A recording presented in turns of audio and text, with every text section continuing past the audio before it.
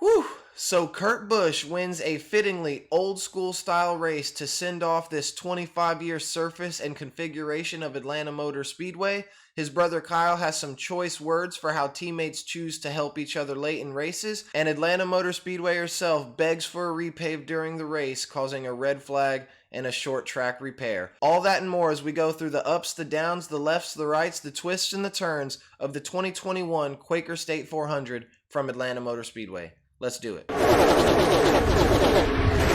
So after announcing earlier this week that not only would Atlanta Motor Speedway repave itself after this last race, it would also do a track reconfiguration, taking the banking in the corners from 24 degrees to 28 degrees and overall narrowing the whole track in itself. We see a lot of people on Twitter, a lot of drivers took to social media and to interviews this weekend to express their displeasure with NASCAR for not consulting them in this process. A lot of fans did the same thing. So needless to say that a lot of eyes were on Atlanta Motor Speedway this weekend for what would be the final race on this asphalt and configuration that lasted well over 20 plus years. And with all those eyes on track, a lot were happy to see hometown favorite Chase Elliott lead the field to green after his Road America win last weekend. Got an amazing jump off the opening start of the race. I mean, he was 3-4 car lengths clear of anybody going into the first corner. I don't know if Kyle Busch spun the tires or just got a bad jump, but Chase Elliott got an amazing jump to start this race. It would not be long though, however. I think it was lap 14 when the Candy King,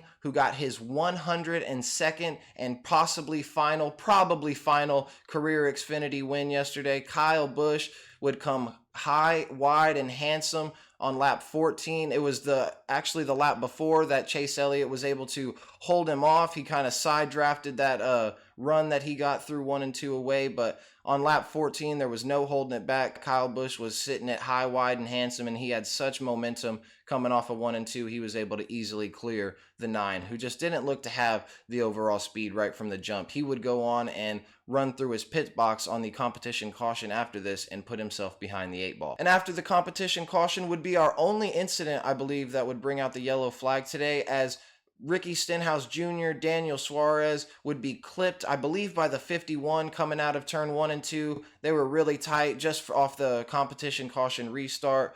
Really tight out of 1 and 2. You could see the 51 get loose and kind of just walk up the track, clip the 51. Someone else got into him, and Daniel Suarez just nearly skates by, but he gets clipped down into the inside wall on the backstretch.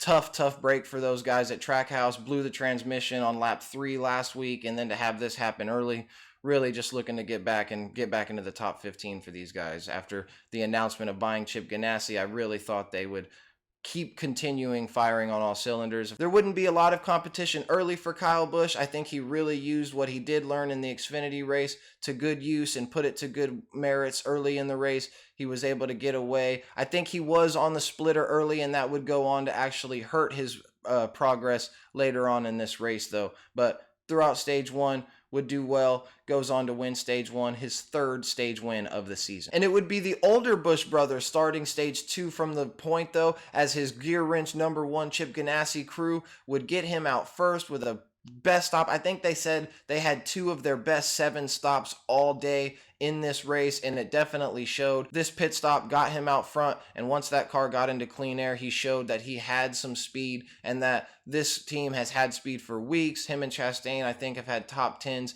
in the last few races, and this is just really good. Kurt Busch, guy who we don't know where he's going to go next year, really putting his name back on the shelf as a guy who not only is a solid veteran driver, but a guy who can still go out and compete for wins, even if he's not in the absolute best equipment. And about midway through stage 2, when those green flag pit stops started, it would be Aric Almirola trying to do a little rain dance in the car and save for some strategy. They said he came into this race 27th in points and is by far having the worst season of his career. That's evident. Stuart Haas has honestly been down from the start. We've known that, but Aric Almirola, I think, besides even Cole Custer, has taken the worst out of that and had the worst season out of those guys. His luck has just been terrible. They tried to change that today as they saw a little bit of radar. There was a little bit of weather dancing around the track, and there were a few sprinkles, and by God, you would have thought it was a hailstorm the way Eric Almirola was screaming on the radio.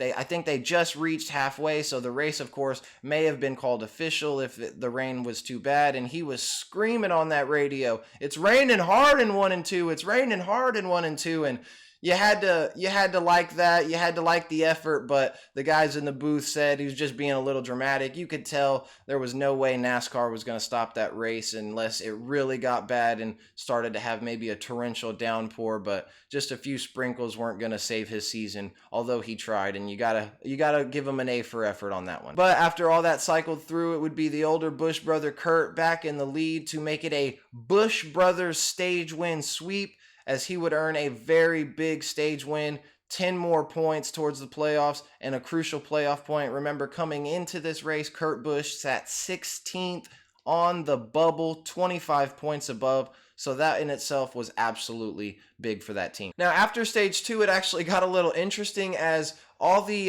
doubters and the naysayers who said that the Atlanta Motor Speedway shouldn't be touched, let the old surface play out how it will, it's fine, it's fun, it's slick, the drivers actually have to drive it. Well, Atlanta Motor Speedway herself said no. She said enough, as a part of the track actually came up after the stage 2 finish, and that would red flag the race. And I think they spent about 25-30 minutes patting down some new asphalt, some new cement, whatever it was in the hole. But obviously, Atlanta Motor Speedway needs a repave. You could say what you want about the reconfiguration, but you can't deny that the track absolutely needed a repave when it's coming up during a race. That's just, you can't have that. It was a big blow for the TV delay, made the race run long, kind of dragged it out, really was tough to watch, especially after all the people on Twitter were complaining about how the track is absolutely perfect. Obviously not. After they did get going in stage 3, though, it would be another long green flag run to set up what would be very crucial final pit stops, money stops, absolutely have to get it right stops. And both Busch brothers, who came in 1 and 2, I think had pretty good stops, but it would be younger brother Kyle not only pitting a lap before, but also really pushing the limits on pit road as far as pit road speed and how fast he could get onto pit lane and how fast he could get off of it. Able to overtake Kurt by a pretty decent margin when he came out of the pit stop. Kyle Busch even said after the race in an interview he thought the race was won from there for him, and that he could just kind of not sail off into the sunset smoothly, but it would be pretty easy from there on with the pretty decent lead he had gained on Kurt Busch after the pit stops. But oh buddy, would he be wrong, because it would be a huge case of deja vu and almost an exact replica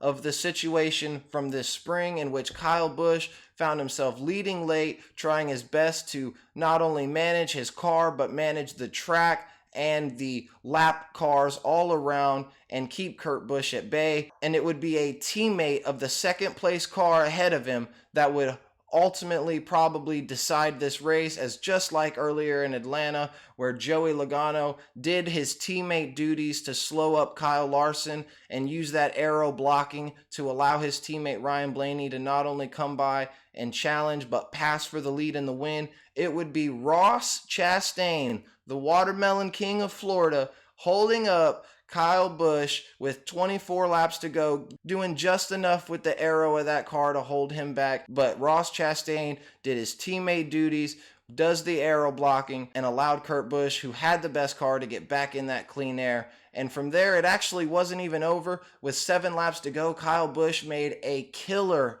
absolute killer effort, actually found himself side by side with Kurt Busch again through 1 and 2, could not get clear, could not get back to the quarter panel, and at that point he said he'd burned up the fronts and there was just nothing he could do. And that would be it, as Kurt Busch would go on and win the race, the final race on the old asphalt at Atlanta, on the old configuration. Like I said, very fitting that an old guy like this would win an old school style race.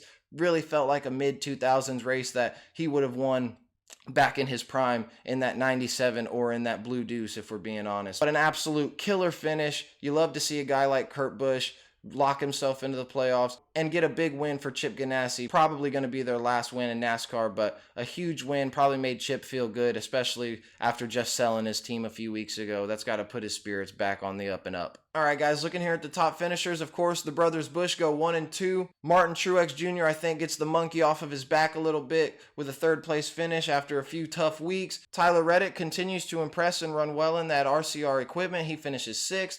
Chase Elliott 7th, Chris Bell 8th. Matt DiBenedetto brings it home for a solid top 10. Brad Kay gets himself back in the top 10 after a tough few weeks as well. We had Kevin Harvick. A lot of people thought this would be his time to shine again back at one of his favorite tracks. He was a nobody all day. He complained about the car being super tight all day, as well as a number of drivers. Austin Dillon in 12th, Denny Hamlin in 13th. He was kind of a no-show all day. Somehow still holds the point lead. It's just been a kind of lackluster finish after lackluster finish for these last few weeks. Bubba Wallace Jr. brings it home top 15. Another solid run for those guys in their first year. Chase Briscoe, Chris Buescher, Cole Custer 17th, Kyle Larson 18th. He actually had a speeding penalty on the final pit stop, so that brought him down. He was running about 5th, 6th anyway, so not dominant like he was earlier this year in Atlanta. Joey Logano brought it home 19th. Like I said, Penske's just been a step or two behind. I think he's been struggling a lot, as well as Brad. And William Byron closes out the top 20. Absolutely disappointing day. They started in the back because of bad finish at Road America, and like I said, the Hendrick cars just didn't seem to have the speed today. Everybody was complaining about it being super tight, and I know Byron was complaining about tightness all throughout the day. But it was an exciting finish. Good old school race, like I said earlier. Not a lot of cautions. Guys had to work their strategy, had to make their cars better themselves, had to make their cars better on the few chances they got, and that felt like a nice old school mid-2000s race, like I said, so it was good from that standpoint. Would I like the track to be reconfigured? Absolutely not. Obviously needs repaving.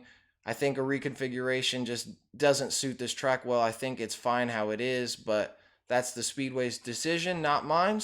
But that's going to do it for us today, guys. I hope y'all enjoyed. Please leave a like, share, and subscribe on the video, and we'll be back with some more NASCAR content.